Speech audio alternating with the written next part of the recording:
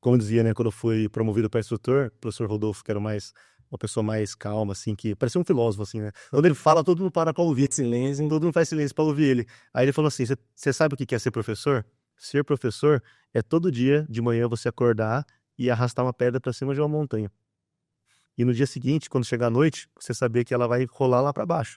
Aí amanhã, você vai ter que levar ela de novo. E você vai ter que fazer isso até você estiver nesse cargo. Você tá disposto a passar por isso? O que ele quis dizer? Todo dia você vai ter que pegar um aluno que vai chegar lá com 14, 15, 16 anos, 18 que seja, e vai ter que ensinar com a mesma felicidade que você ensinou pro primeiro, né? Então dá pra...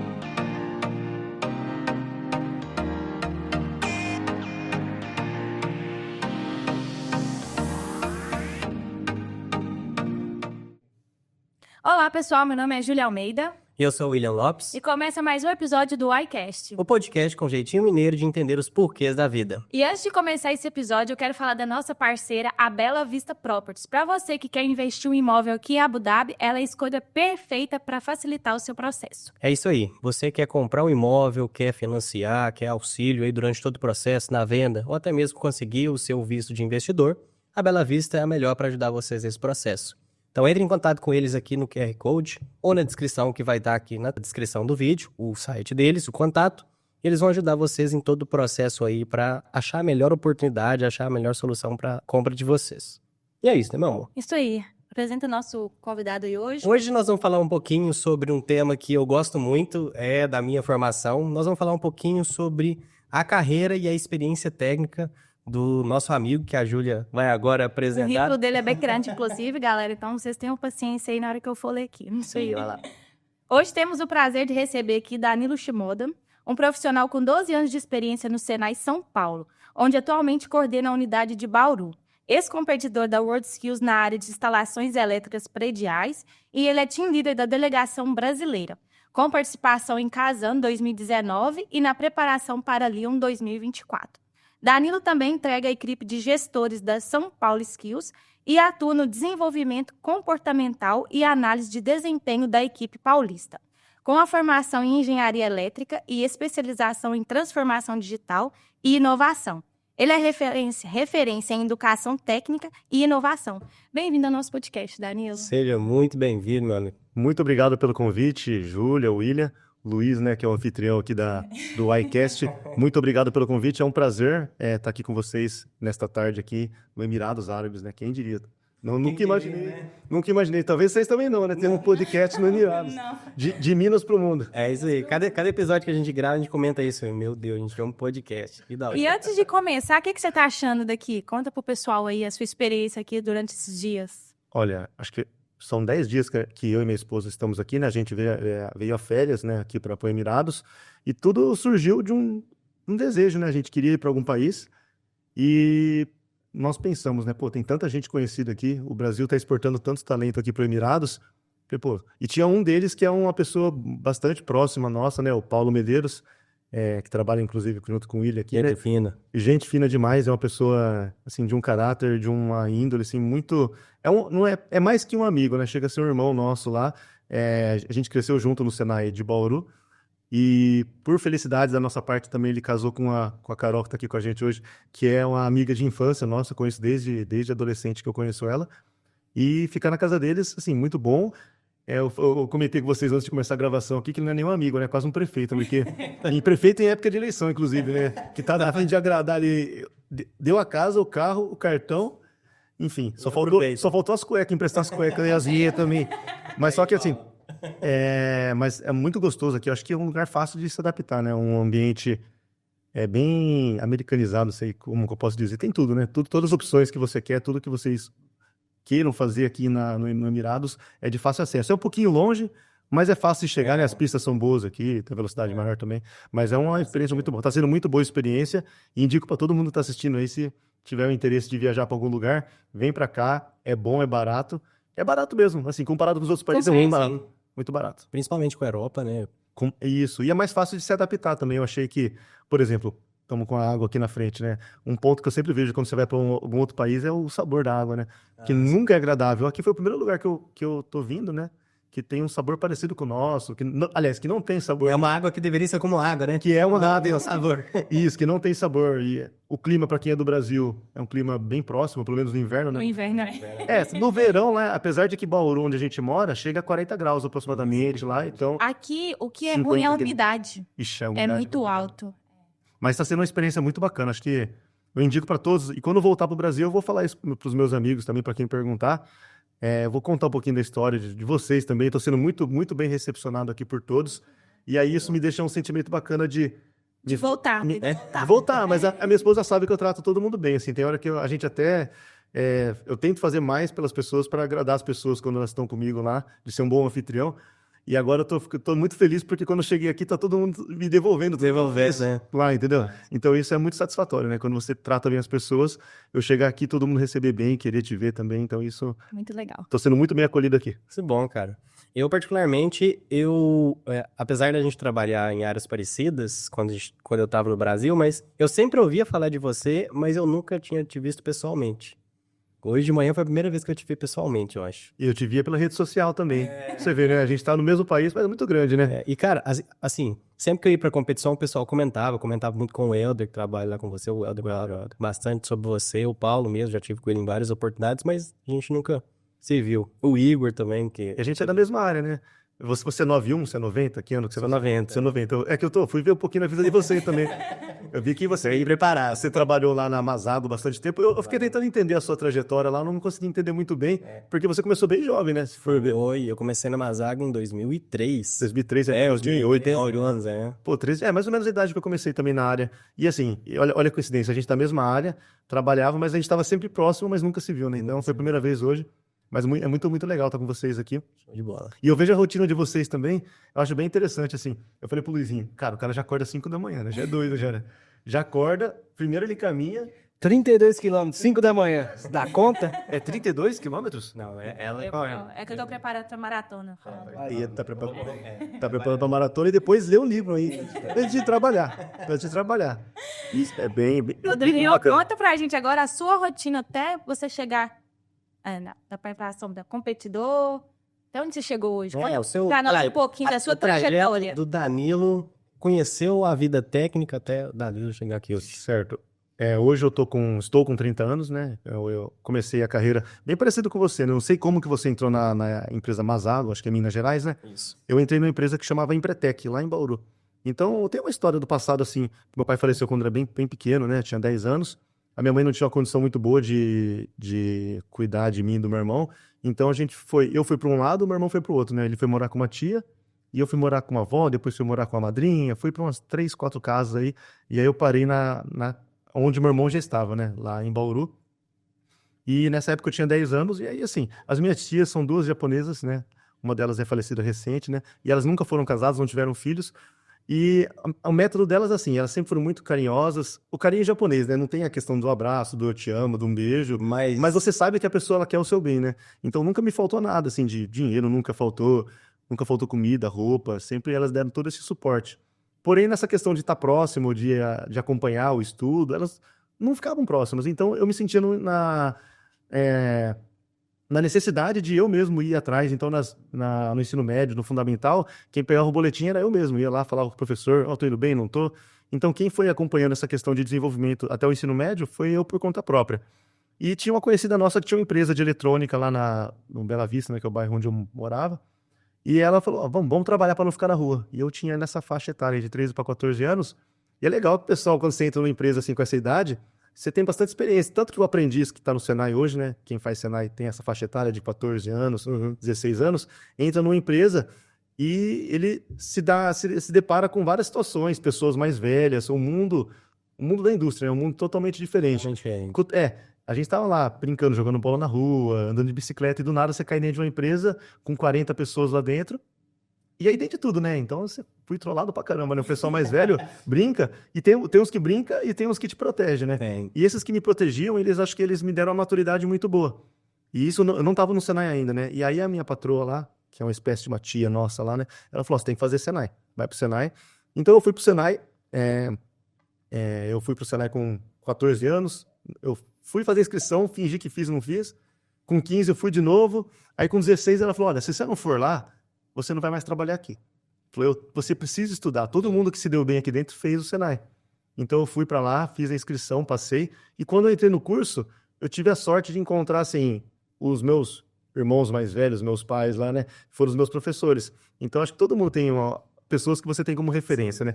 E eu tive lá o professor Igor, o Luizinho conhece, o professor Rodolfo, o João Nilson, que eram pessoas, assim, que foram... O Igor tinha 23 anos na época, eu tinha uns 16, então ele não era tão velho, mas é como se fosse um irmão mais velho meu.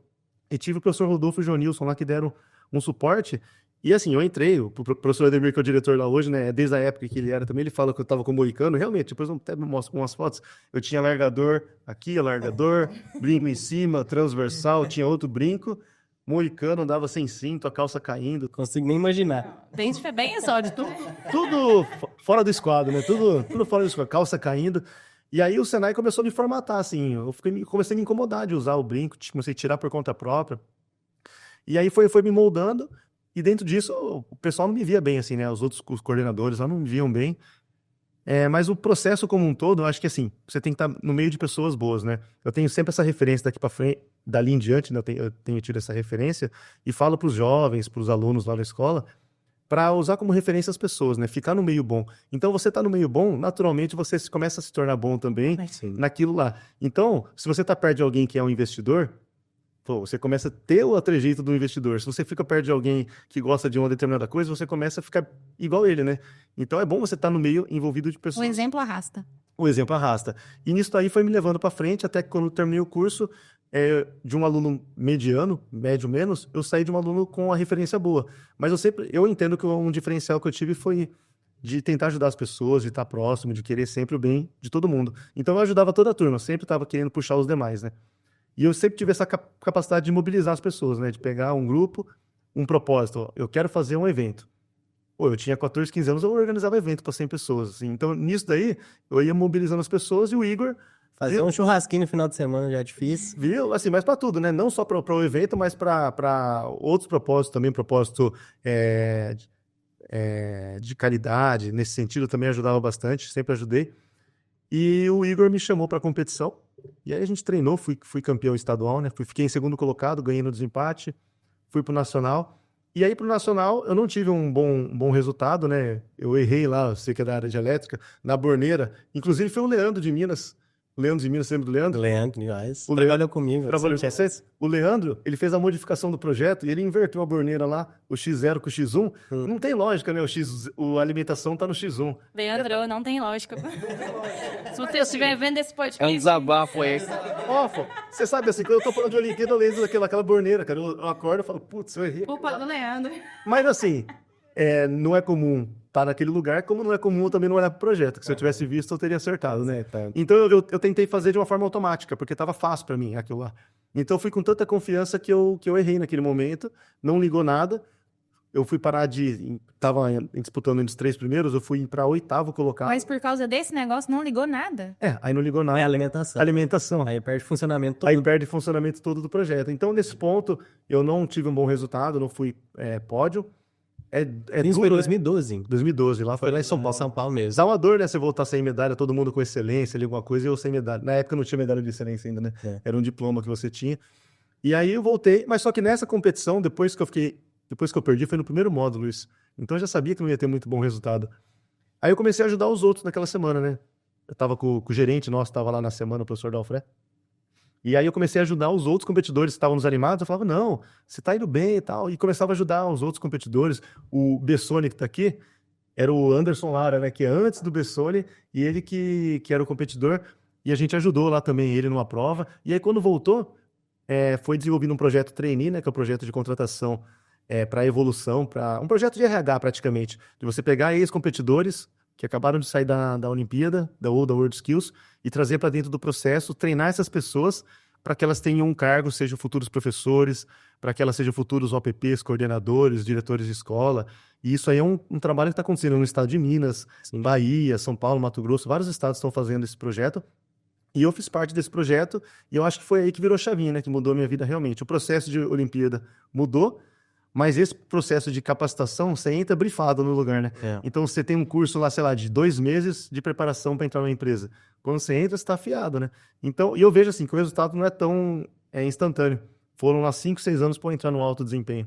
Então, depois que eu tive uma capacitação, depois de 6 anos maturou, e aí eu comecei a ter bons frutos, né? E aí, de novo, né? Estando perto de pessoas boas sempre. Sempre estando perto de pessoas boas, sempre ouvindo todo mundo. E aprendendo um pouquinho com cada um, né? Não pode ser... Tem que ser humilde, né? De ouvir todo mundo. E é o que você tem que melhorar. Essa questão de ouvir, eu acho que é um problema, principalmente dos mais jovens. Eu também já fui assim, quando era mais jovem. A gente tem dificuldade de ouvir. A gente acha que a gente é dono da razão e sabe tudo. E tem dificuldade de ouvir. E quando você desenvolve essa habilidade muito novo, eu acho que isso te coloca à frente de muita gente. Sim, sim. Então, eu faço uma reflexão, né? Por exemplo, eu não tive meu pai nem minha mãe muito por perto de mim. Isso é um mal. Assim, eu daria tudo pra ter a família, né? Pra ter tido a minha vida com a minha família. Porém, acho que isso faz você crescer mais rápido, né? Pra algumas coisas. E eu hoje não tenho nenhum ressentimento. Acho que isso é o ponto positivo de tudo, que, embora tenha passado por várias coisas, o Luiz também, conheço um pouquinho da história dele, passou por bastante coisa. Hoje não tem nada que me trava por isso, sabe? Não tenho nenhum entrave. Tudo que eu devia falar pra minha mãe, eu falei, pras minhas tias. O eu te amo que ela não falava pra mim, eu consegui falar pra ela, graças a Deus. Isso que é importante, a gente tá com a consciência tranquila. E o que isso impactou você, como Danilo, a sua trajetória, Danilo, assim, de tudo isso que você viveu, da questão de família, de trabalho, o que mudou em você? O que mudou em mim? Eu acho que o que mudou é a reflexão que eu faço, a forma que eu vou agir. Eu acho que, assim, hoje a gente tá aqui, né? Vocês dois estão aqui, morando no Emirados, o Luiz também, o pessoal tá assistindo aqui, quem tá em casa tá assistindo. Todo mundo tem sua vida. Então você tem que saber estar em cima e tem que saber estar lá embaixo também, né? Então, hoje a gente tá no nosso auge, talvez. E quando a gente não estiver no auge, pode ser que a gente não esteja um dia no auge, a gente vai saber viver dessa forma. Então, da mesma forma que a gente tem que transitar pelos melhores lugares, a gente tem que saber transitar numa situação ruim também. Então eu vejo assim, tem uns altos e baixos. Nem tão feliz no alto e nem tão triste lá embaixo, né? Então hoje eu tô no alto. Não posso estar tão emocionado com isso, tão feliz com isso e perder minha cabeça. Da mesma forma que se num dia eu estiver num lugar muito ruim, eu também não posso perder minha cabeça por isso. Então hoje eu tô em cima. Não posso estar tão feliz e quando estiver embaixo não tão triste. Então eu tento mostrar a minha vida e trazer para os demais.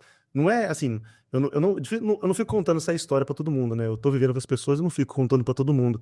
Mas eu tento colocar na cabeça, principalmente dos jovens, ou do pessoal da nossa idade, aqui de 30, 40 anos, as oportunidades que tem. Porque eu não Nem de entendi. 40 anos, eu pra mim não.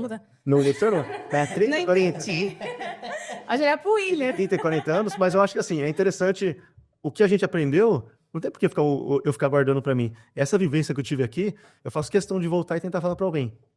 Você tem que fazer uma viagem para o exterior também. Então, essa experiência boa que eu tenho, por exemplo, toda vez que eu vou para uma World Skills, esse é um sentimento, não sei se vocês tiveram isso já, mas quando eu vou para algum lugar pelo Senai, por exemplo, eu fui para Paraíba lá na seletiva nacional no ano 2020, sei lá, 23, acho que foi. Foi 22, não? Foi 22, 23. Mas enfim, eu fui para a seletiva e na hora que eu cheguei no lugar, qual que é o sentimento que eu tive? Que minha esposa estivesse lá também. Eu olhava para os lugares e eu falava, nossa, se ela estivesse aqui, ela ia ficar muito feliz, ela ia gostar muito disso aqui também. E aí quando eu voltei, eu fiquei falando tanto para ela que era legal, que a gente foi para lá depois, na virada do ano passado para esse, a gente foi para lá para conhecer. E vir para o exterior era um outro sentimento que eu queria. Eu vivi isso 2 vezes antes dela e eu queria que ela tivesse essa vivência também, de vir para o exterior e sentir, sabe? Eu senti, acho que eu senti vibrar na mesma vibração que eu tive, sabe? Eu penso muito nisso.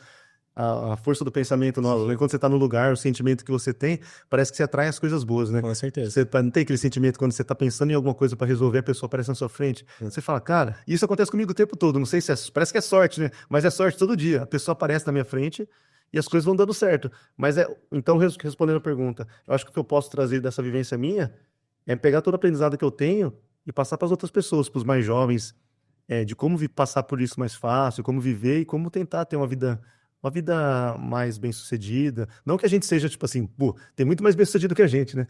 Mas assim, eu sou feliz com a vida que eu tenho agora. Isso tudo que vocês conquistaram foi por conta do estudo. Foi por conta do estudo. Foi isso, Com certeza.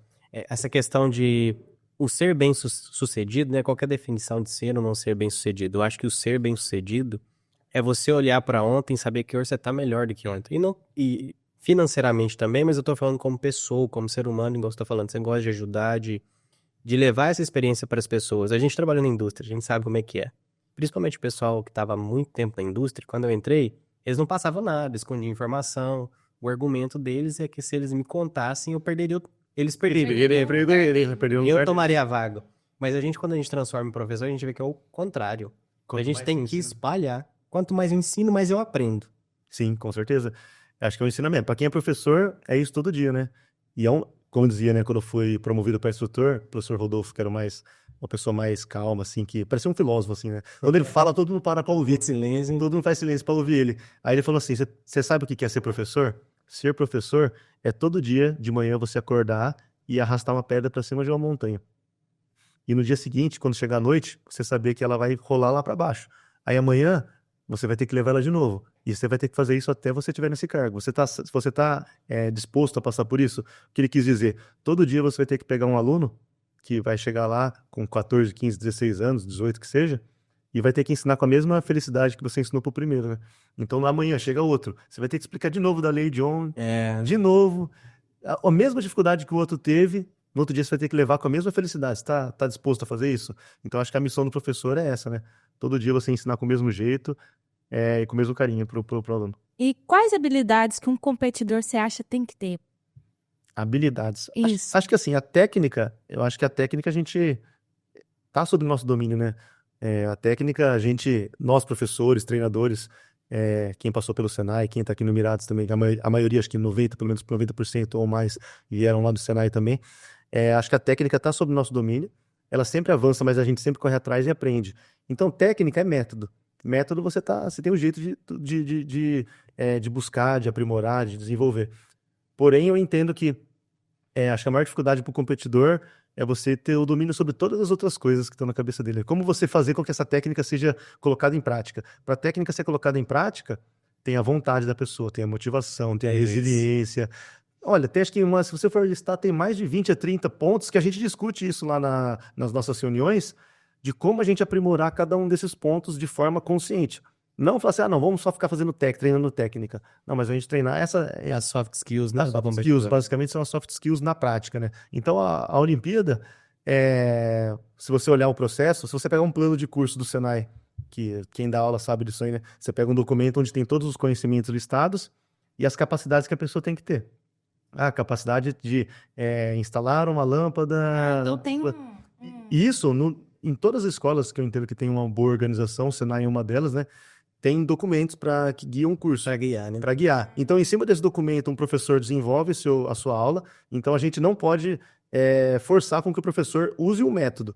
Ele tem que seguir o conhecimento e a capacidade. Porém, na hora de aplicar, é tipo médico, né? Você não pode falar para ele que remédio que ele vai receitar, né? Então, para o professor, você não pode falar que método que ele vai usar. Então, tem várias formas de você abordar a pessoa para que ela aprenda com uma facilidade maior. Então, tem vários tipos de pessoa, vários perfis. Então, a gente aprende isso nos nossos treinamentos. Que técnica você usa? Aí, na hora de planejar, lá embaixo tem as partes técnicas e tem as partes comportamentais. A pessoa ter zelo, a pessoa saber trabalhar em equipe, ela ter capacidade de comunicação, ela ter resiliência. Isso fica lá embaixo do documento. Agora, como você coloca isso em prática? A Olimpíada está aí. Você põe um cara para fazer uma prova com metade do tempo que uma pessoa normal faz e põe pressão nela, então tudo incomoda a pessoa. Então, se você vai trabalhando isso... e isso é o treinamento, né? Colocar técnica sob uma pressão maior, com um tempo menor e criar situações. A gente faz bastante disso nos treinamentos, né? Porque no dia você não sabe se vai faltar o material, você não sabe se vai estar frio. Imagina para um Emirate, por exemplo, chegar numa competição... Lá igual na Rússia, em Lyon agora, que estavam 15 graus, porém os 15 graus lá da França não é o 15 graus do Brasil. É gelado. Estavam 15 graus que parecia 7 graus. Eu tava passava na porta, parecia que tinha um freezer aberto lá. E eu passei frio, imagina o pessoal daqui. Então, se ele não treina isso aqui, ele não tá acostumado com isso lá. Então, a gente tem que prever situações. Como você coloca alguém sob pressão? Você tem que criar métodos para colocar a pessoa sob pressão. Você vai colocar 50 alunos em volta dele e falar para ele fazer prova? Você vai pôr ele num pátio, por exemplo, para fazer uma prova e se imaginar dentro de um pavilhão de competição? Então, a gente tem que antecipar esses sentimentos, né? Esses sentimentos dela para que ela treine. Então, uma vez ela treina com muita pessoa em volta. Você tem foco? Não sei como que é o foco seu, mas você fica lá, 3 pessoas te olhando fazer uma atividade. Não vai. Não vai, mas só que treina para você ver isso. Treina todo dia. Contrata 5 pessoas para ficar em torno de você lá e ver como que vai ser. Vai chegar um tempo que você vai estar acostumada com isso já, e vai ser Tempo algo que da vai ser pressão, profissional. Você se habitua com a pressão, você se habitua com a temperatura, aí você passa a ser resiliente.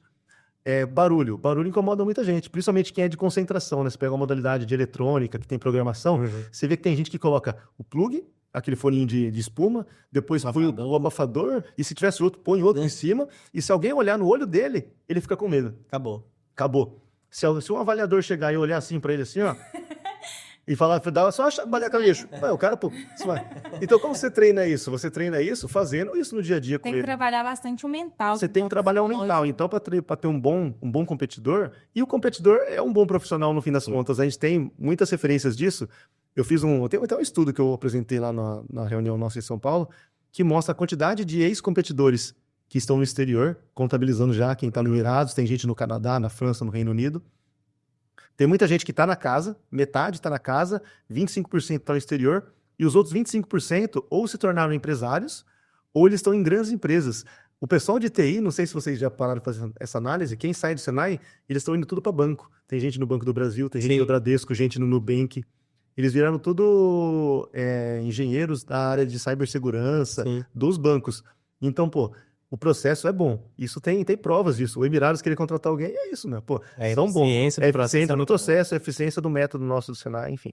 E eu acho que os brasileiros têm uma vantagem que eles gostam de conversar, de explicar. Tem a paciência para ensinar. Eu vejo isso por causa do William, porque eu tinha muita dificuldade de estudar.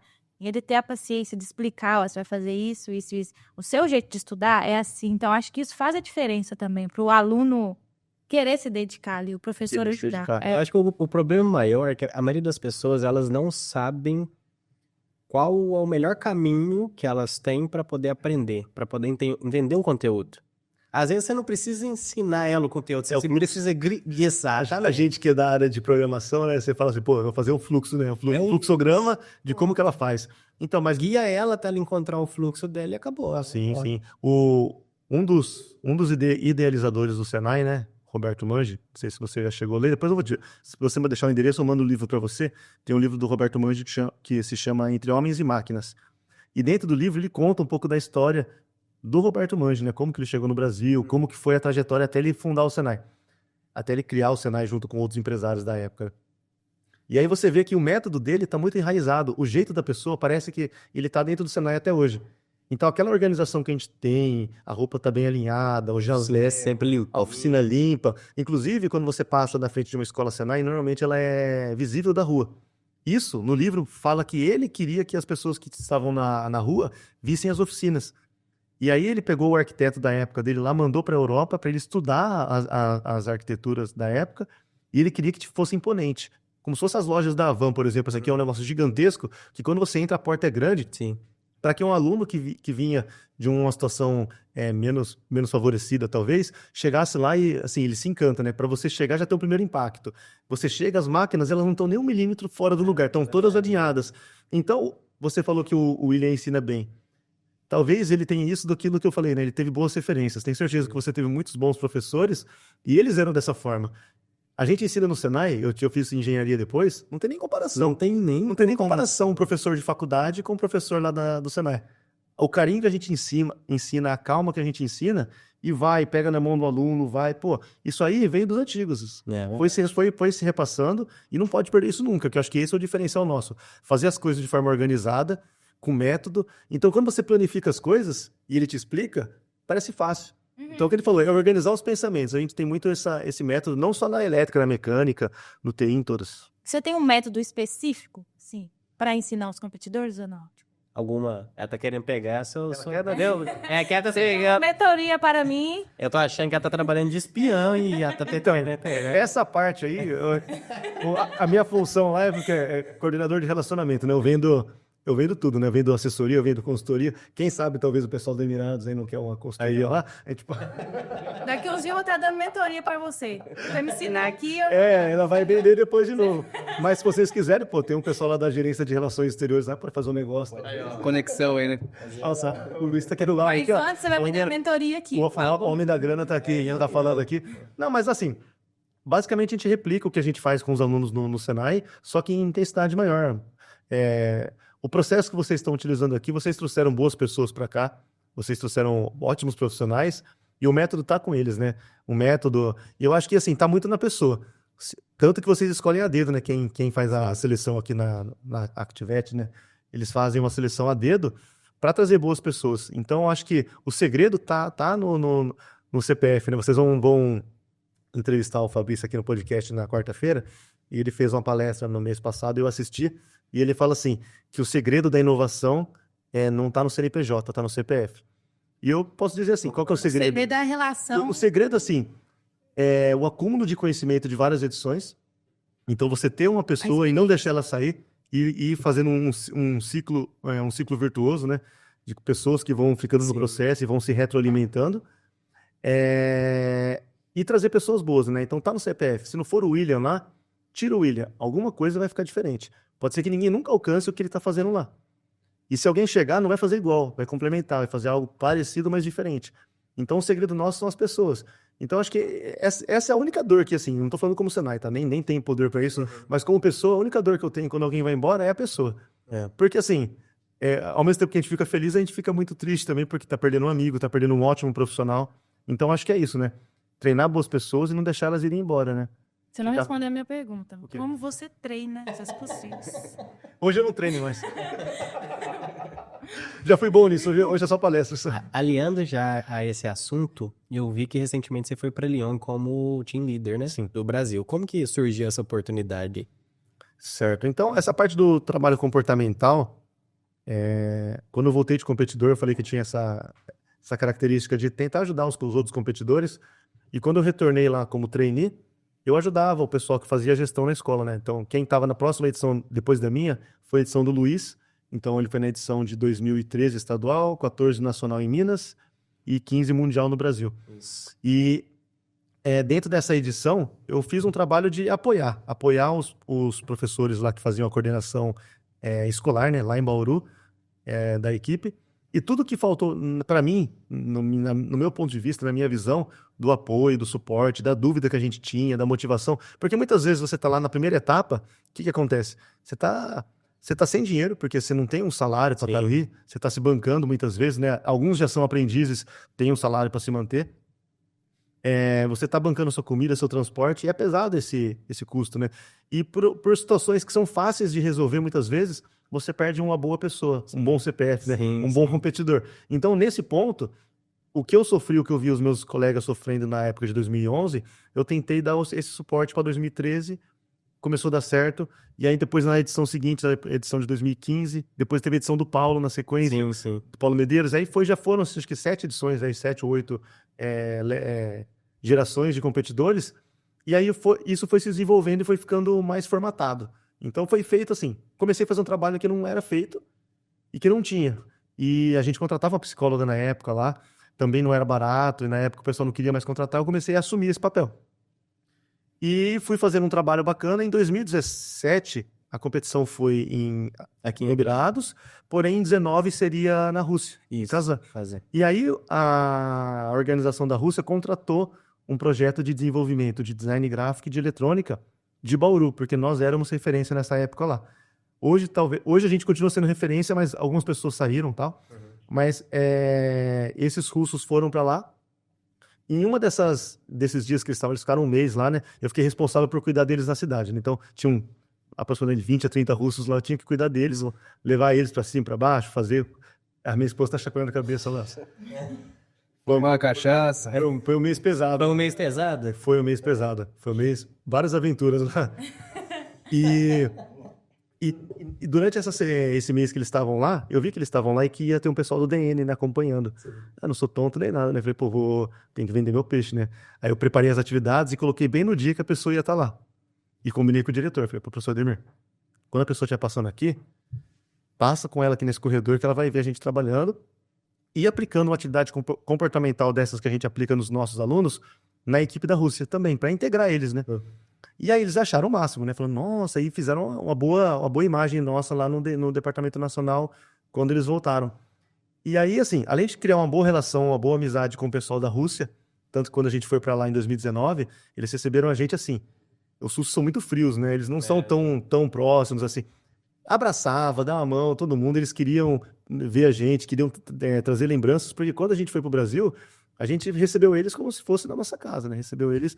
E nessa época aí, o trabalho que a gente mostrou para o DN, que a gente desenvolveu, virou uma referência e numa oportunidade eles me convidaram, né, para desenvolver uma atividade com a equipe de 2017 no último congresso antes da WorldSkills. Então eu fui lá para Brasília, tem um local, uma chácara, uma fazenda lá em Goiás que eles alugaram lá, e aí eu fiz uma atividade, né, preparei uma atividade comportamental para eles. Quando foi em 2019, depois de 2 anos, eu tive a surpresa, uma grata surpresa, né, feliz surpresa de ser convidado pelo Marcelo Mendonça, que Marcelão. o Marcelão, conhece o Marcelão? Dia lá. Abração suado, aquele beijo de discurso. Jursão, ele abraça o capo, você não sai. Não, capô. Dá um batalhão no você.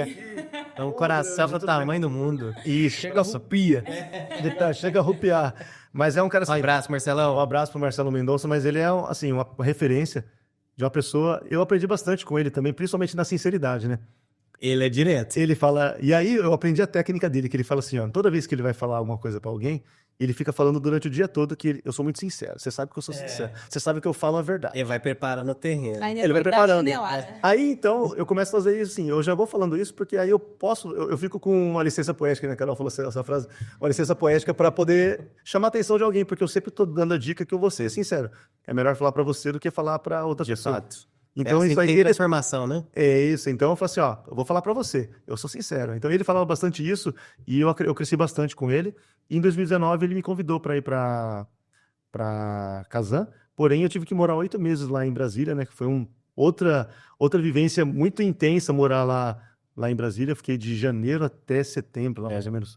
Esses períodos do treinamento, Não, ficar lá em Brasília muito é que 15 dias, 2 em casa, 15 lá, 2 em casa. Cara, você ora lá. Você desliga a cabeça, assim, você desliga a sua vida, basicamente. Sim, porque sim. a WorldSkills é muito intensa, né? Que é diferente de qualquer coisa que você pode entender. Eu voltei de Lyon agora, eu sonhava todo dia com a competição. Então, é um negócio muito A intenso. preparação, principalmente nos meses próximos ali, no ciclo de 2015, eu fiquei nesse processo de 15 dias em Brasília, 2 dias em casa. 15 em Brasília. 2. Cara, você vive outro mundo, você vive outra realidade. Sim, sim. Então, assim, respondendo a pergunta, foi dessa forma que eu entrei na WorldSkills. Comecei com um trabalho pontual em 2017, 19 fui convidado, tive que ficar em Brasília, e em 19 já foi diferente, né? Lá em 19, lá no Brasil, a gente não teve um centro de treinamento unificado, então eles ficaram em várias cidades, eu tive que fazer algumas visitas, acompanhar algumas modalidades, e foi um pouquinho mais leve também, né? Comparado a 19. E você sentiu diferença dos competidores do Brasil com os de fora? Ou não? Depende. Dedicação de educação, de competir mesmo, do mental. Eu entendo assim, que tem os países que estão lá para brigar, são muitos países que têm método, têm metodologia, que inclusive é o que vocês estão implantando aqui. Você pode ver que a evolução de resultado, de quando começou o projeto para agora, vocês já foram de forma exponencial num crescimento muito bacana. E o Brasil, o próprio Senai, né? Eu falo bastante do Senai, que eu sou suspeito, né? Trabalho lá, cresci lá. Sou muito grato pelo Senai, mas tem um método, né? Então você vê nos alunos um reflexo de tudo que eles aprenderam no curso, porque todo mundo é ex-aluno, 95% fez curso de grande duração, 1.600 horas, 3.200 horas, faz o CAI, o técnico junto na aprendizagem, o curso técnico.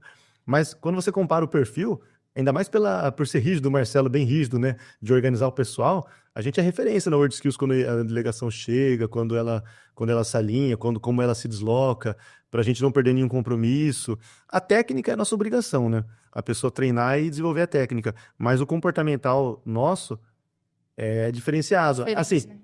China, Japão, o Emirados está com essa cultura também, Brasil, os países que estão, Coreia, você vê que eles têm uma postura diferente. Tem alguns países que você vê na competição que eles não treinaram no método certo. Quando você vê no primeiro dia, você sabe que já não vai ter um bom resultado. Eles vão pelo evento. Isso. A festa, entre aspas, né? Não é uma competição, né? E alguns eu sinto que não tá competindo, tá lá só fazendo. Porque ela já teve... Você chegou a visitar também? Ela foi a Workshop Manager no WorldSkills Ásia. Ah, que legal. Aí sim. Foi mesmo? Foi. Da modalidade de... Em Electrical Installation. Aí sim. Ela trabalhou comigo nas 2 Emirates Skills, no WorldSkills Ásia, até. Isso já é porque eu sou muito competitiva, mas eu ia estar desorientada lá dentro, estou tudo tranquilo. Então, mas assim, isso aí é tudo implementação de método, de cultura. A equipe, ela vem formatada, né? Mas aí, assim, é difícil você fazer uma equipe toda ter um perfil, uma cara. Porque aí é o trabalho de formiguinha, né? Cada um tem que fazer a sua parte. Cada treinador, cada equipe, cada grupo tem que fazer o seu trabalho. Então é um trabalho bem complexo. O Brasil levou a segunda maior delegação. Nós tínhamos 64 competidores em 56 modalidades, somando Senac e Senai, né? Então, O maior desafio da devolução brasileira é esse, que é um volume muito grande. é um volume grande. E, por exemplo, comparado com os outros países lá, a gente ficou em segundo colocado geral, em somatória de pontos, e na pontuação pela média de resultado, a gente ficou em sétimo. Pô, eu acho isso um fantástico resultado, né? Pelo valor que a gente investe e pela qualidade do trabalho desenvolvido, o resultado que é alcançado lá Sim. é bastante satisfatório, né? Do meu ponto de vista, é bastante satisfatório. Legal. Que legal. Eu tô pensando aqui. Porque eu fico pensando. Igual, no caso, você falou que da sua competição, que você ficou chateado. Como é que você passa isso pros outros alunos que não conseguiram, entendeu? Ah, essa pergunta é boa, hein? É, porque Essa pergunta é eu fico pensando, porque Essa pergunta você lidar com isso depois é muito difícil. É. Porque você treinou. É um trauma, dependendo se você não souber tratar. Você não souber lidar. Isso, tanto que agora que acabou a competição, isso pela experiência de 19 e 24 agora em Lyon, vou falar de Lyon que tá mais próximo. Quando acabou a competição, ou durante a entrega de medalhas mesmo, tá todo mundo lá assistindo a gente lá pela TV, vê, chacoalha, Brasil, passou a modalidade 01, o cara foi bronze, o João lá do Sim. de Minas, Mato Grosso, né, que ele era de Minas, agora vai morar com o Thiago. mas ele representou o estado de Minas. Ele foi bronze e ele comemorando. Pô, primeiro já foi de medalha. O segundo já não foi. Aí você olha pro segundo, já tá assim. Se foi excelência, aí comemora. Se não, já. Terceiro colocado, era uma modalidade que a gente tinha expectativa, mas durante a semana a gente foi vendo que não foi alcançando o resultado, não foi. Aí começa a chorar. Então tem, sei lá, 6, 7, 10, todo mundo feliz, pulando, e todo o restante chorando. E aí quando termina a competição, que sai lá do pavilhão, tá todo mundo desolado, assim, desolado. É desolado mesmo, assim, chorando. E aí você tem que explicar pra eles. O que eu dizia pra consolar eles, não é um consolo, porque depois, quando passar o tempo, eles só vão enxergar tudo depois do tempo. Eu acho que é importante a gente não deixar se tornar um trauma. Mas eles vão enxergar a grandeza do lugar e até onde eles chegaram. Sim. Só de ter participado, quem entra no Senai querendo ser competidor? Ninguém. A pessoa entra com o quê? Com o objetivo de ter um curso e de ter uma vida profissional futura, de ter uma profissão. Aí eu falei para alguns competidores, falei, cara, você entrou para fazer um curso no Senai e você veio fazer sua formatura aqui em Lyon. Exatamente. É basicamente isso, porque ele entrou para fazer um curso e ele nem terminou a formação profissional. Daquele dia em diante, quando ele voltar para casa dele, independente do estado que seja, a partir daquele momento que ele vai começar a exercer o que ele treinou. Então, só no treinamento o cara foi para Lyon. Eu falei, se você usar toda essa vontade que você teve para treinar, para sua vida, para tudo que você fizer, é impossível alguma coisa dar errado. Pensa, se você estudar inglês com a mesma vontade que você treina para competição, você fica fluente. Questão de 1 ano, se você fizer com a mesma vontade. Se você quiser comprar uma casa e fizer com a mesma vontade, é que é uma vontade muito além do comum. Só olha o Luizinho tá aqui. Eu lembro quando ele treinava, ele chegava às 6 da manhã, 6h30, acho que era isso, né, Luiz? Chegava lá às 6h30 da manhã. Teve um dia que ele ficou preso pra dentro da oficina, que trancaram ele pra dentro, porque o infeliz estava dentro debaixo do carro lá, treinando, e ninguém viu, trancaram ele pra dentro lá. Aí ele teve que dar a volta lá, mas enfim, aí virou historinha, né? Que, o cara treinava tanto que ele chegava às 6h30 e ia embora às 10h30 da noite. E aí, isso aí, a gente usava o exemplo dele como positivo para os demais, o pessoal ficava até com raiva dele, né? A gente até parou de falar porque... Proteger o precioso. Não, mas assim... O tesouro. Apesar de que também, se não tiver no caminho certo, não vale nada, né? Você pode estar correndo pro lado errado. Mas no caso dele, a gente sabia que estava no caminho certo. Então, é algo totalmente anormal, né? Então, é bem bacana você ver essa forma de trabalho.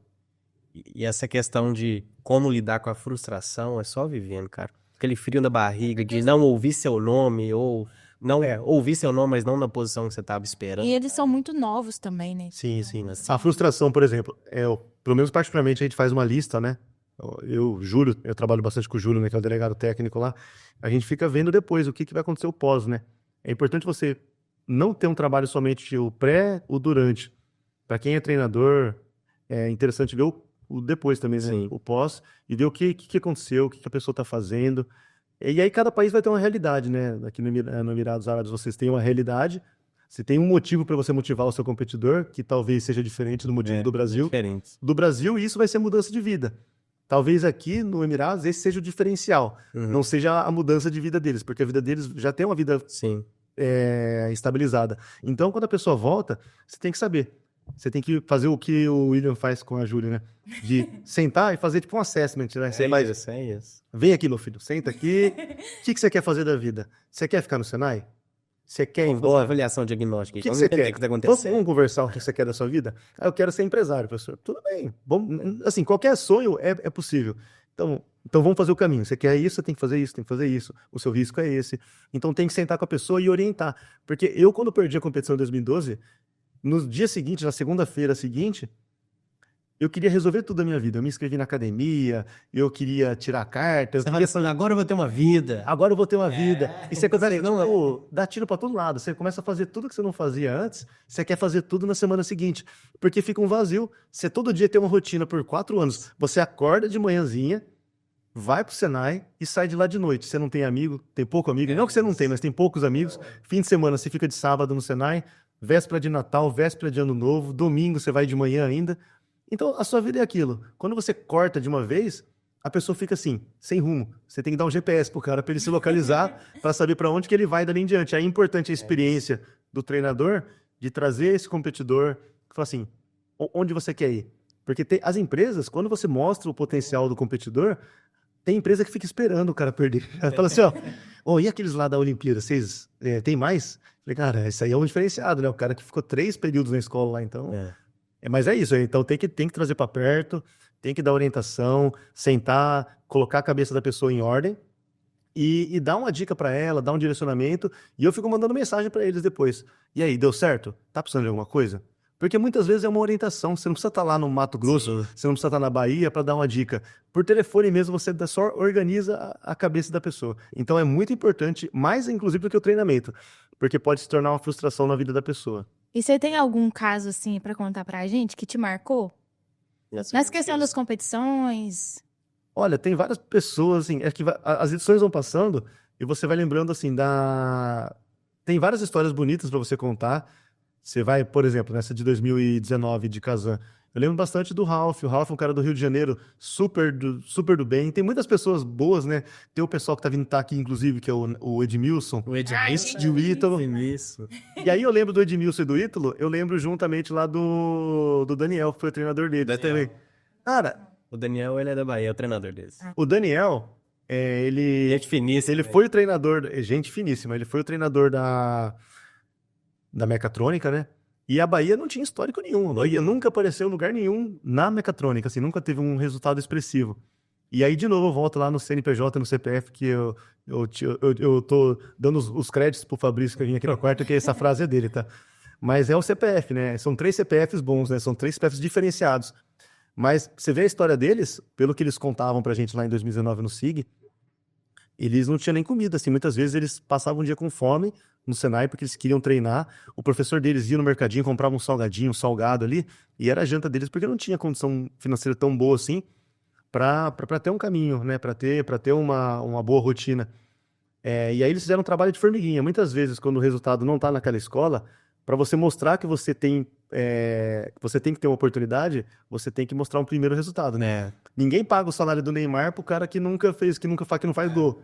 Então você tem que primeiro fazer um golzinho. O cara falou, opa, aquele cara ele tem poder, né? Aquele cara é alguém diferente.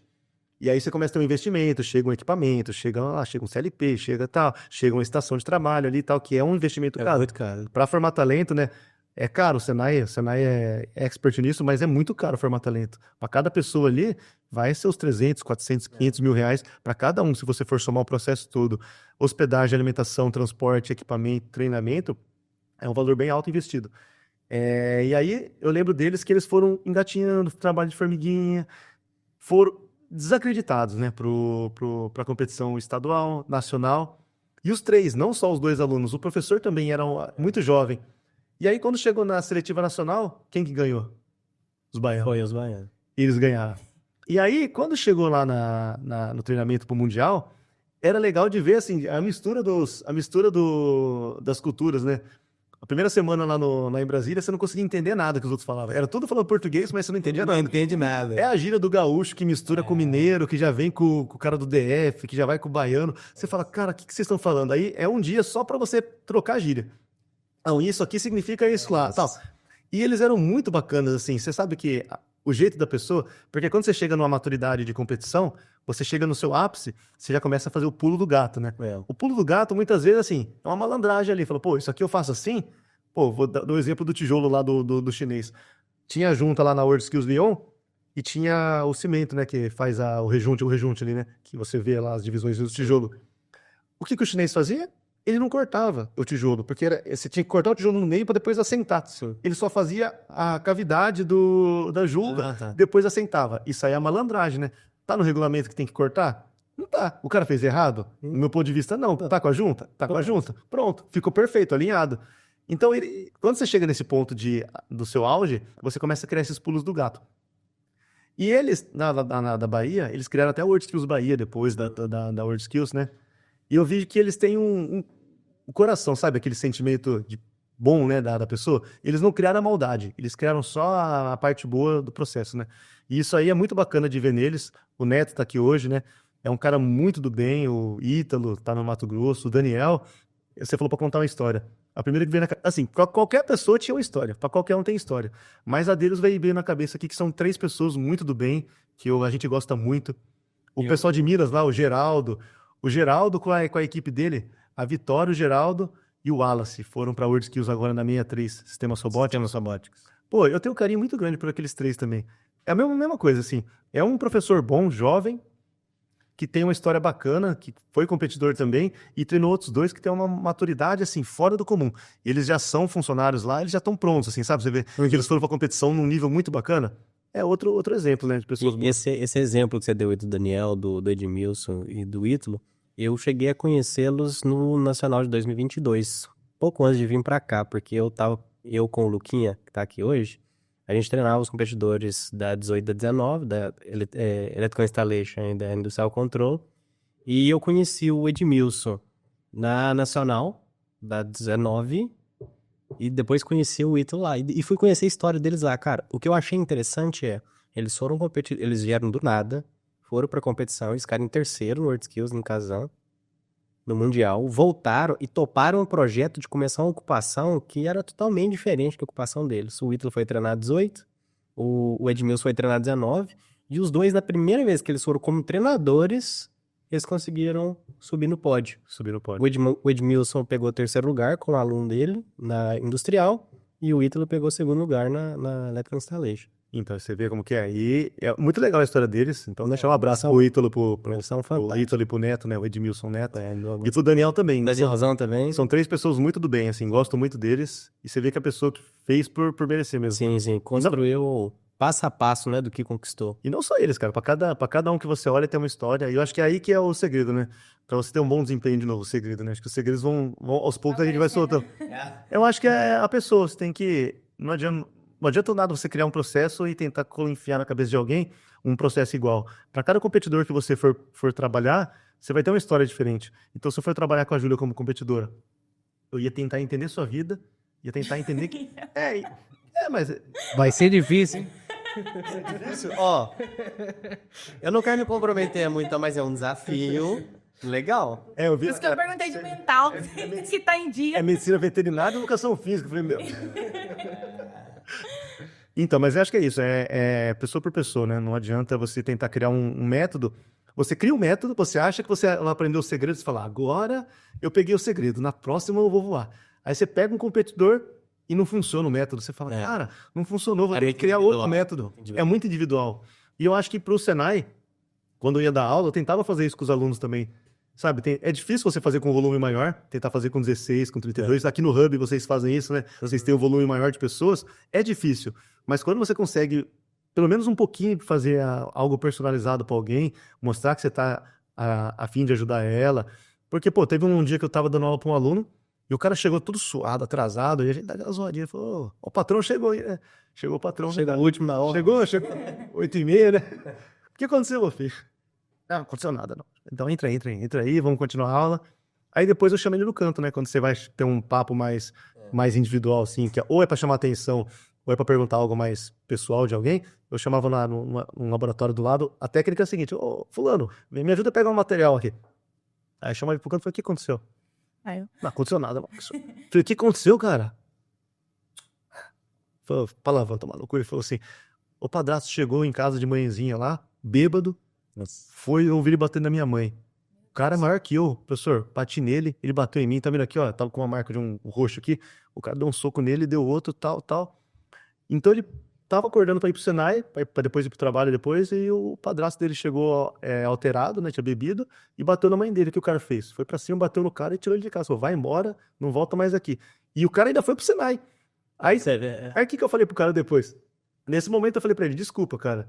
Desculpa, eu até te zoei aqui, mas eu não tinha isso, eu não sabia o que tinha acontecido. Você tá, ó, fica tranquilo, você precisa de alguma coisa? Tá precisando de alguma ajuda? E aí, nesse dia, o cara, assim, ele mudou totalmente comigo. Até Ibito falando. Nesse dia que eu me importei com a vida dele, ele mudou totalmente comigo, passou a me tratar bem, sabe? A gente brincava, mas na hora, assim, você via que o cara tava assim: pô, esse cara é bacana. Eu via que ele me olhava com esse olhar: pô, esse cara é bacana.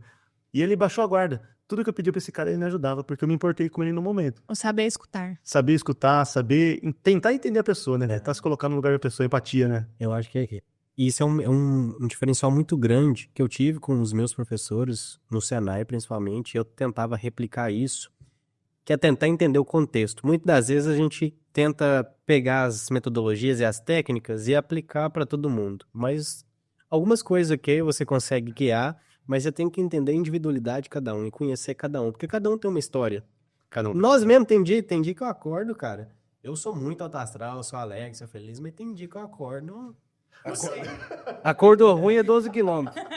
Quando eu fui Falei, idoso. mano, hoje eu tenho que correr 12 quilômetros, senão não vai dar, não. Hoje. Então já Tem sei. dia que a gente acorda assim, agora.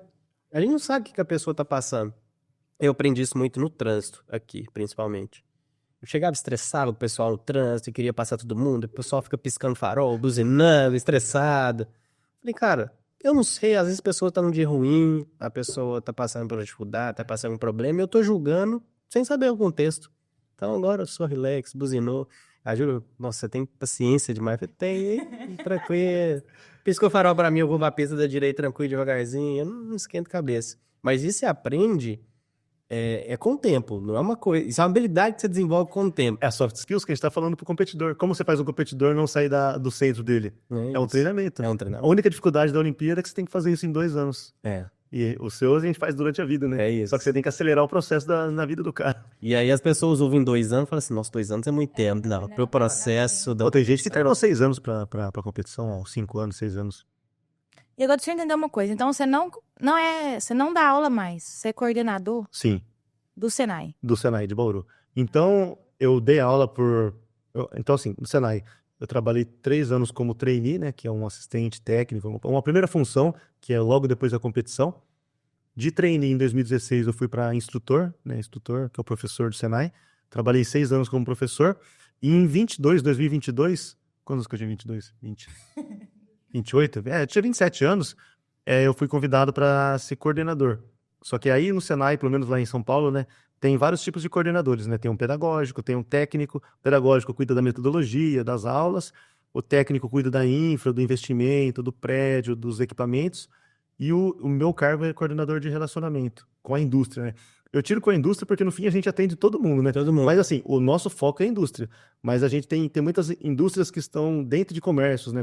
Tem o KNAI no CNPJ, mas muitas empresas que fabricam, muitas vezes ela tá o KNAI secundário. Então, tirei com a indústria, mas é o coordenador de relacionamento.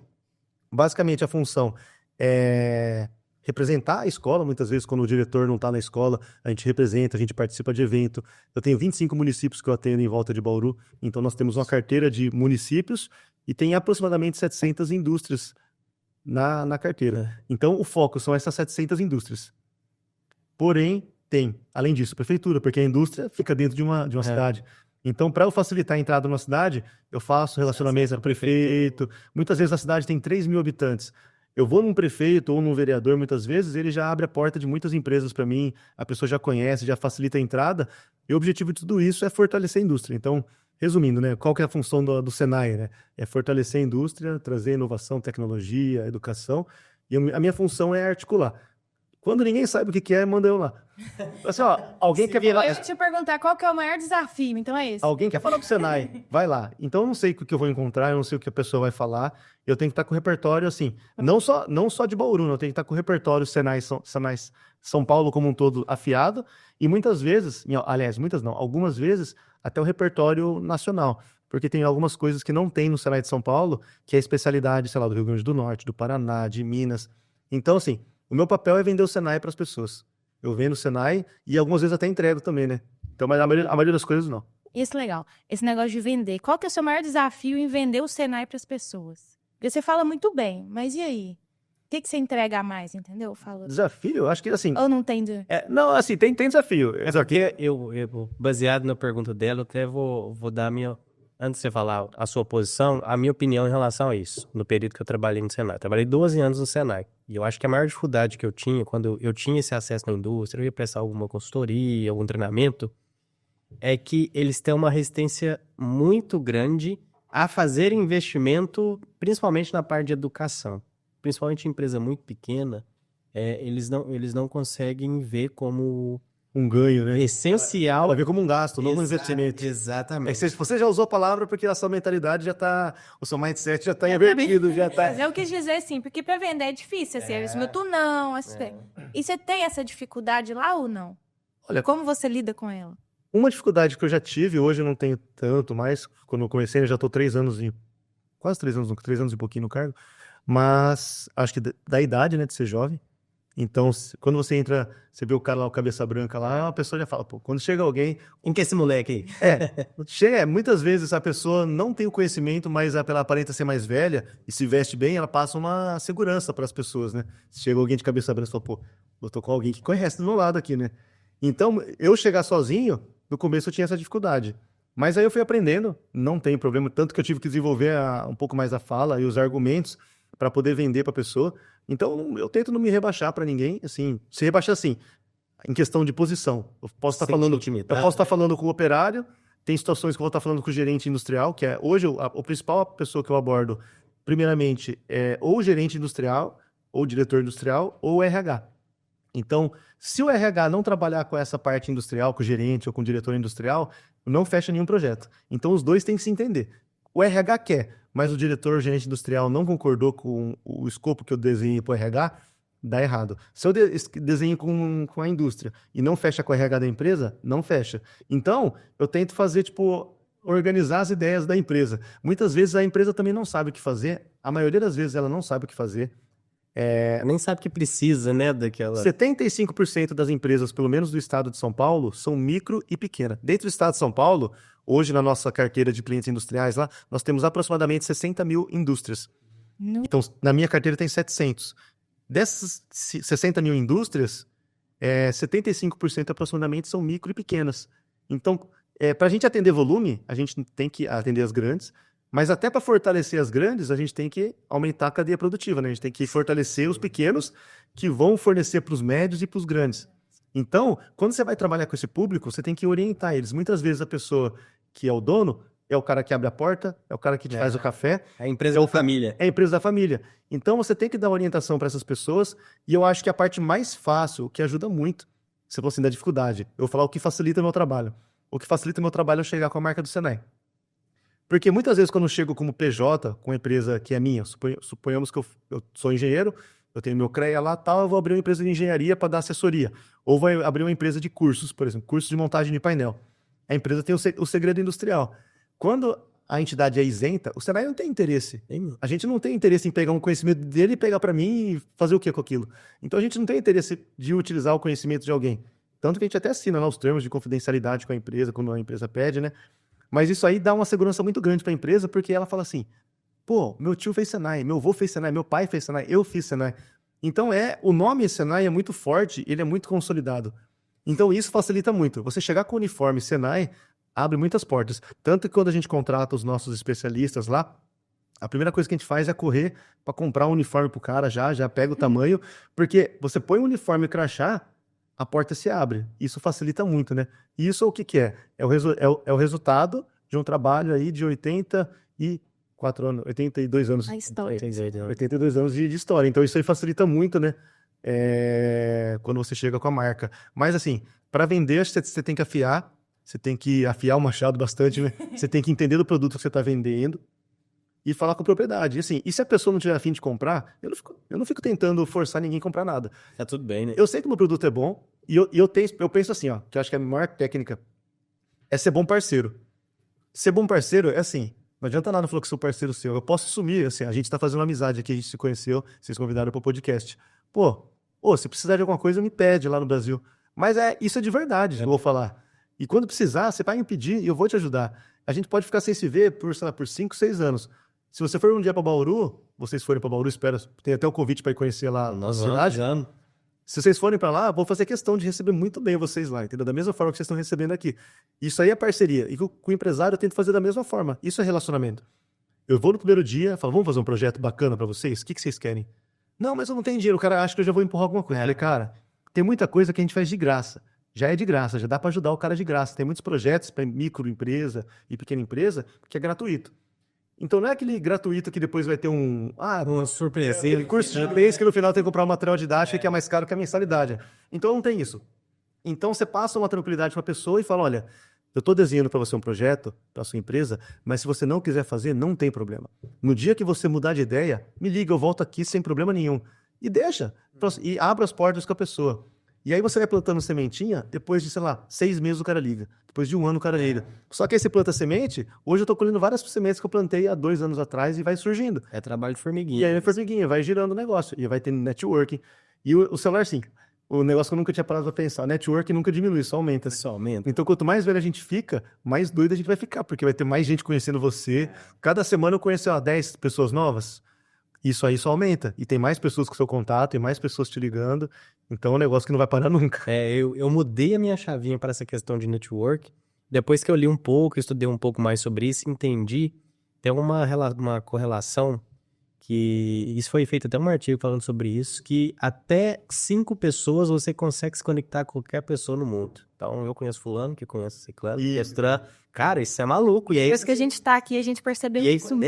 Depois que a gente chegou aqui, que a gente percebeu, assim, pessoas que a gente conhece aqui, conhece pessoas que a gente nunca imaginou que tivesse qualquer tipo de conexão e acesso. E quando você vai ver, é amigo, conversa no telefone o dia todo, tem no WhatsApp, você fala assim, cara... Realmente, né? O mundo é grande, mas é pequeno ao mesmo tempo. É grande, mas é O pequeno. mundo é grande, mas é pequeno. E descobre gente da nossa cidade que tá aqui que a gente nem sabia. É uma loucura essa questão de network. Eu acho muito importante. E é manter o movimento. Sim. Vou me fazer repetitivo aqui. Eu já falei isso em outros podcasts, mas é uma coisa que o Luiz fala muito com a gente. E eu concordo muito. Que enquanto você tá em movimento, você tá conhecendo gente, cara, você tá em movimento, alguma coisa vai acontecer. Você vai esbarrar em alguém. Você vai esbarrar uma oportunidade. A pessoa vai lembrar de você. Nossa, você disse aí, ficou 6 meses, depois a pessoa entrou em contato. Naquele momento ela não estava precisando. Mas na hora que ela precisou, o primeiro nome que vem na cabeça foi o seu. Pronto, você já fez uma venda. Você plantou a sementinha lá atrás, você gosta, tá colhendo. E é tão satisfatório você ir numa empresa e fazer uma implementação e ver as coisas sendo colocadas em prática. Eu acho que isso é algo muito bacana aqui. Eu particularmente tenho isso, de você fazer um projeto, e quanto mais grande o projeto, eu acho mais legal. Você fazer um projeto e ele sair do papel e ser colocado em prática. E você vê depois, a gente costuma fazer bastante formatura, então eu faço um curso para uma empresa personalizado. Então a empresa é tipo YCast, vamos lá, fazer um projeto para YCast. Curso do quê? O que eu veria de oportunidade aqui? Vamos fazer o curso de edições de vídeo. Tem aqui todos os equipamentos. Curso de captação e edição de imagens para podcasts. Eu posso criar um curso desse para vocês. Eu crio um curso, vou sentar, vou trazer um especialista da minha equipe lá que trabalha com isso, lá que eu uso o Adobe Premiere, tal, Adobe After Effects. Vamos escrever lá como que eu sei os nomes. Então, tipo assim, quanto mais repertório você tem, você vai falando. A pessoa fala, o cara entende um pouco do software. É isso. Aí vamos lá, vou escrever o conteúdo. Vai ter isso, quantas horas que é? Um curso de 40 horas, tá bom? Aí eu vou lá, vejo o custo, vendo para você. O curso vai chamar Criação e Edições de Vídeos YCast. E aí todo mundo da sua equipe que fizer esse curso vai ter o certificado Senai lá, escrito, inclusive o nome de vocês, tanto embaixo no CNPJ, na razão social, quanto em cima no título do curso. Isso aí dá uma... muito valor? A pessoa fala, mas isso aí é possível fazer? Eu falei, não, a gente faz como vocês querem. Mas 40 horas é muito, vamos fazer de 20? Olhando bem aqui, a gente consegue diminuir esse conteúdo, isso aqui, a gente faz um curso para vocês. Então isso aí agrada as pessoas, né? E aí depois que termina, a gente faz lá, tira uma foto. E muitas vezes é o primeiro curso da vida da pessoa. Então a gente faz questão de fazer uma cerimônia de entregas depois lá. Muito Muito bacana. legal. Isso é da hora. Já prosseguindo aqui, já pro final do nosso... Quem chegou ali? O Paulo.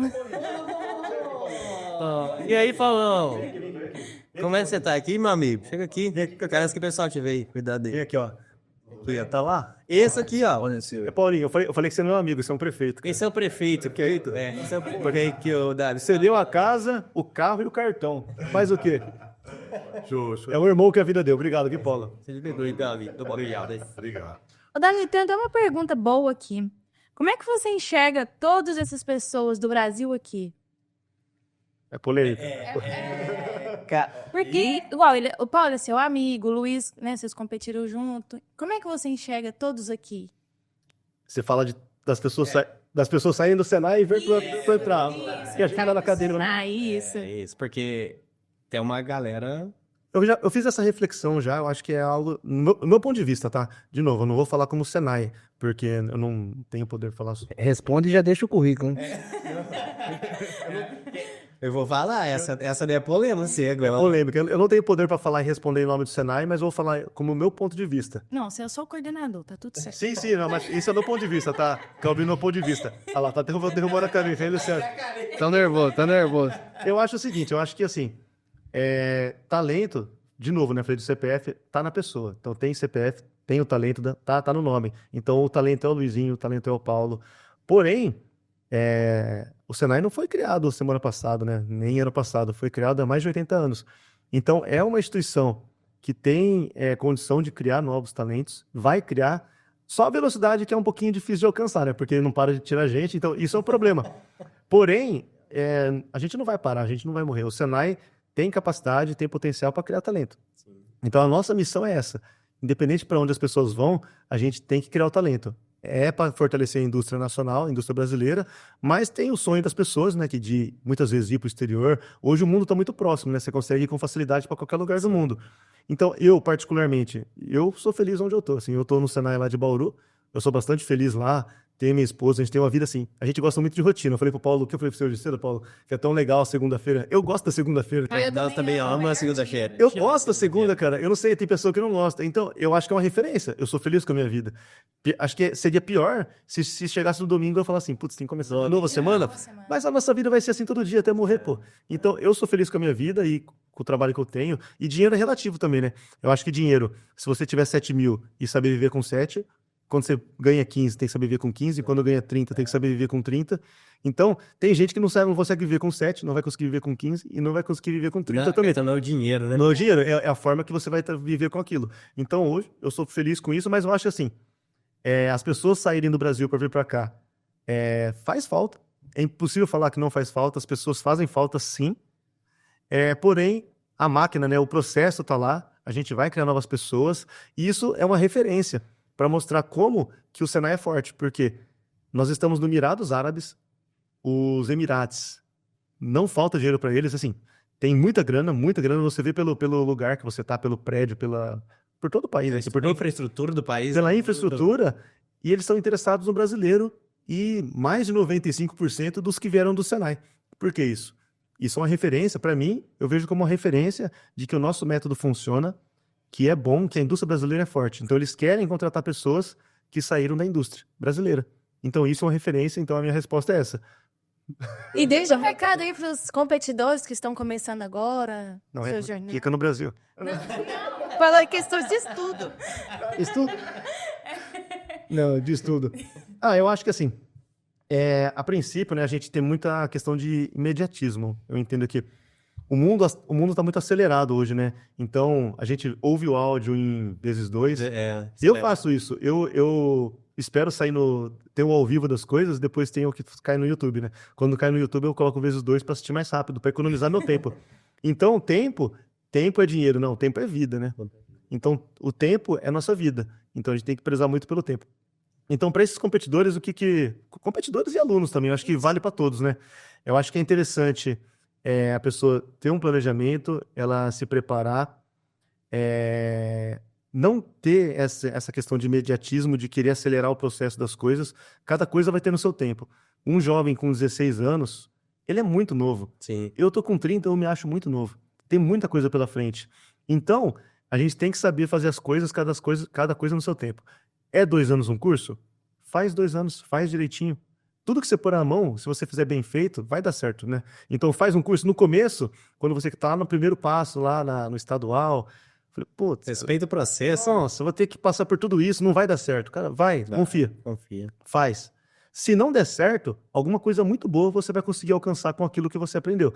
Então faz a primeira parte, depois faz um curso técnico, depois vai para a Olimpíada, depois vai para a faculdade, faz o inglês. Então tenta conciliar as coisas e aproveita o tempo, né? Tem o tempo de curtir. Depois, quando você fica mais velho, você vai começar a namorar. Depois você vai casar. E Depois vai vai ter passar, filho. né? Então, assim, não acumular as coisas. Imagina assim, com 18 anos, você não está estudando, você está trabalhando, você está fazendo inglês, você está namorando, você tem filho, e aí começa tudo a se acumular. E a dica que eu daria, né?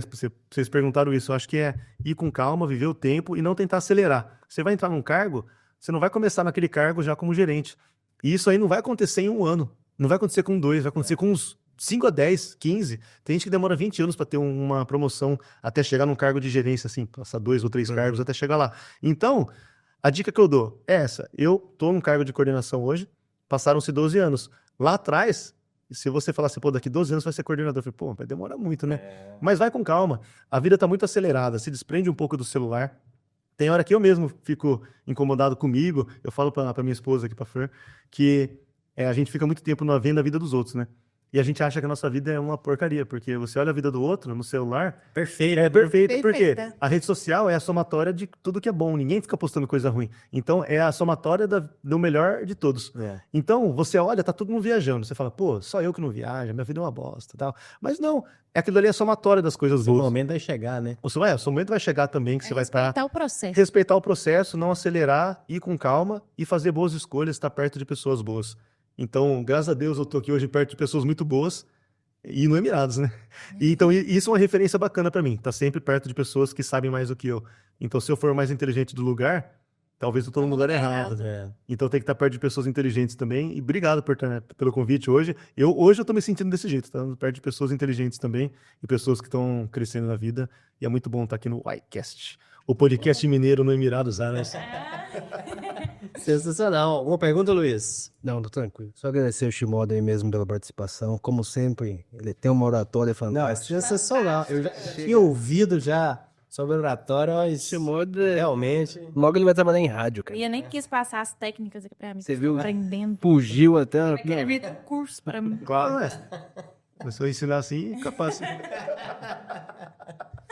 Sensacional. Muito obrigado, meu amigo, por aceitar esse convite, né? Por mais que você esteja nas suas férias, tá aí curtindo, tirou um tempinho pra estar aqui com a gente, compartilhar a sua experiência. Já te conhecer de ouvir por outras pessoas, te conhecer pessoalmente. Isso é tudo que esse salário e ainda mais. Muito obrigado mesmo por ter aceitado esse convite de estar aqui com a gente. Muito obrigado por estar aqui com a gente. E é isso. É isso. Quer deixar suas redes sociais, seus contatos aí, pessoal? Rede social, acho que tem o LinkedIn Danilo Shimoda, tanto no Instagram, Facebook, LinkedIn. Acho que o Danilo Shimoda vai encontrar lá. Shimoda, SHIMODA. Shimoda com a moda de moda, né? É moda, né? A sua esposa falou no início, só lembra de moda. Isso, inclusive tem gente que nem conhece o Danilo. Se você chegar na escola e falar assim, ó, posso falar com o Danilo? Quem é Danilo? Não, ninguém sabe. Sensacional. Mas é isso. O meu é Júlia Almeida Lopes. E o seu? William Castro Lopes, segue a gente também aqui no iCast, se inscreva no nosso canal, deixe comentário. E é isso aí. Até o próximo episódio. Muito obrigado, tchau, tchau. Até mais.